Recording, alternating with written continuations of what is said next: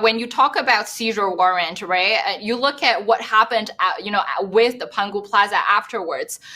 Ever since Miles fled from communist China to United States, the communist government actually sent out different teams with hundreds of teams with military people as well, with weapons, guns, to arrest hundreds of employees who actually worked in the hotel. Multiple family members were also arrested and taken away by the Chinese Communist Party. Many people, when they came from, and when they came back, to their home, their hairs completely turned white. Some of them were beaten by the Chinese Communist police into handicapped, right? And Miles, his wife and his daughter were taken away and were arrested twice when they were in China because of Miles's efforts of taking down the CCP in the United States. And so even today, you look at the Pangu Plaza, the construction has been changed because the Chinese Communist Party doesn't like the feng shui, and they believe that the Pangu Plaza was a dragon and will change the destiny of China. And so the CCP government actually changed the construction from a dragon head to a bird head.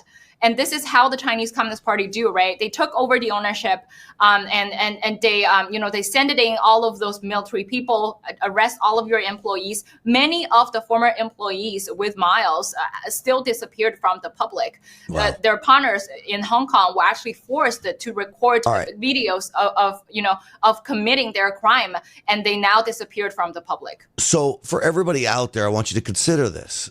We're not at that point yet in America, but we're awful darn close as you look at what's happening. This is the exact reason why we do not want to get to that point. When our freedoms are under attack, the ability to own property, the ability, the right to due process, everything you just spelled out to me, nobody had due process. Nobody had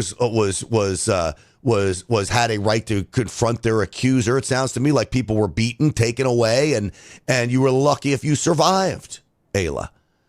Right, Grant. And, by telling the stories of Miles, we would just like to remind the audience, right, how precious it is to defend the justice in our systems, how precious it is to defend for liberty and freedom in this country. You look at Miles, you look at the charges that the Chinese Communist Party, indict against him, right?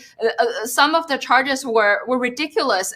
The charges related to financial was called forced transaction, meaning that, he himself forced himself to pay huge amounts of money to the government. And that was never a term appeared in the CCP law ever. It was a term made up for Miles to charge him and to rip off his wiles, and to stop his business and to arrest his employees.